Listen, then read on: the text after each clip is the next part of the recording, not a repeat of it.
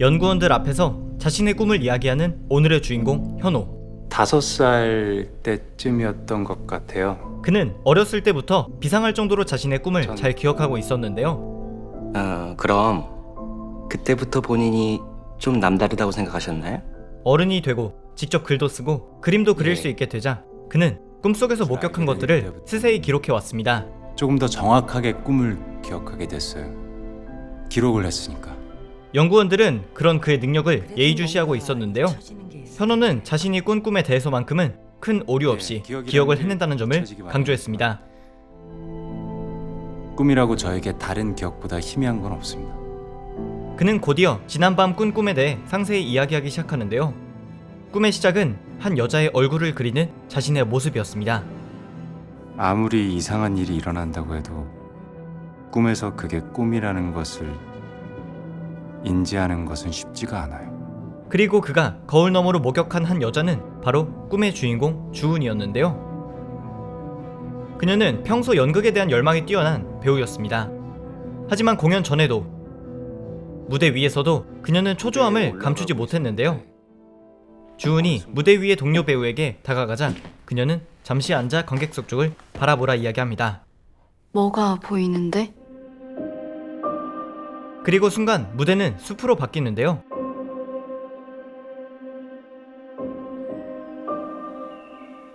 주은은 동료 배우에게 솔직하게 자신의 아쉬운 마음을 털어놓습니다. 관객들도 안 보이고 숨쉬기도 편하고. 저기 저 벤치에 앉아있는 사람들 다 관객들이야. 알고 보니 관객들은 숲의 이곳저곳에서 그들을 보고 있었습니다. 다 우리 보고 있잖아. 동료는 주은에게 질문을 하는데요. 넌 이 일을 왜 시작했어? 그녀가 대답을 망설이는 찰나 주변 사람들은 모두 사라져 있었습니다. 그렇게 숲을 지나 계속 걷기 시작한 주은은 한 동네의 카페로 도착하는데요. 그녀가 이곳에서 마주한 인물은 평소 존경해 오던 한 배우였습니다. 우와, 상상 속에서나 만나보던 사람을 눈앞에서 만나자 주은은 궁금했던 점을 물으려 하는데요. 물어보고 싶은 게 있는데요. 천천히 합시다. 지금 슛 들어갔어요.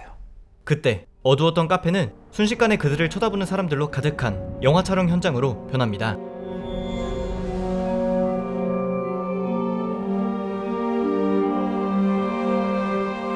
이번에도 상대 배우는 주은에게 물음을 던지는데요.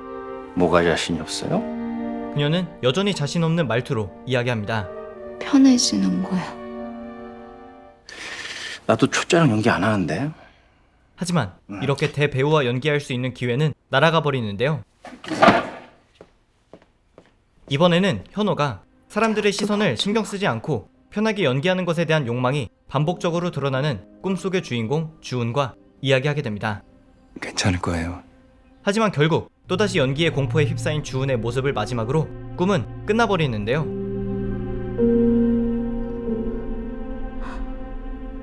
현호는 자신의 꿈이 아닌 타인의 꿈, 그것도 전혀 모르는 사람들로 가득한 이 꿈의 흥미를 느끼고 있었습니다.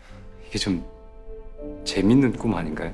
그리고 연구원들은 현호에게 진실을 이야기해주는데요. 사실 저희는 선생님을 피실험자로 모신 게 아니라 어떤 목적을 가지고 모종의 테스트를 진행해 본 거예요. 과연 연구원들은 현호에게 타인의 꿈을 왜 꾸게 한 것인지, 김현우님의 꿈의 반응만 체크한 것이 아니라 꿈을 주입했어요. 그들은 왜 타인의 꿈을 온전히 기억하고 있는 현호를 선택한 것인지 영화 메모리즈입니다.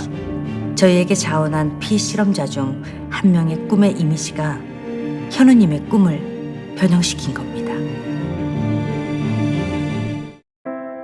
영화 메모리즈는 국내 시청자분들께는 최악의 하루, 더 테이블 등으로 알려져 있는 김종관 감독님의 단편 영화입니다. 불과 30분 정도밖에 되지 않는 이 런닝타임에 녹아들어 있는 김종관 감독님만의 몽환적이고 짙은 색채로 가득한 연출은 시각적인 즐거움을 극대화해주기도 하지만 무엇보다 이 영화의 주제인 꿈에 알맞는 연출이었다고 생각하는데요. 기존의 영화들이 상징적인 인물이나 도구 등을 통해 추상적인 메시지를 던져왔다는 점에서 이번 메모리즈도 그러한 측면이 잘 부각되었습니다. 1회차 시청 시에는 다소 모호할 수 있는 메시지는 반복해서 볼수록 영화의 깊이가 달라 보일 정도였고, 앞서 소개해드린 큐레이션 파트에서는 공개하지 않은 연구원들의 목적도 메모리즈에서 이야기하고자 하는 사회적인 기여라는 측면을 담고 있는데요. 비유적인 표현이라는 데에 집중해서 영화를 보시면 큰 도움이 될 것 같습니다. 한편 메모리즈는 악인전의 김무열 배우, 부산행의 안소희 배우를 필두로 이야기를 그리는데요.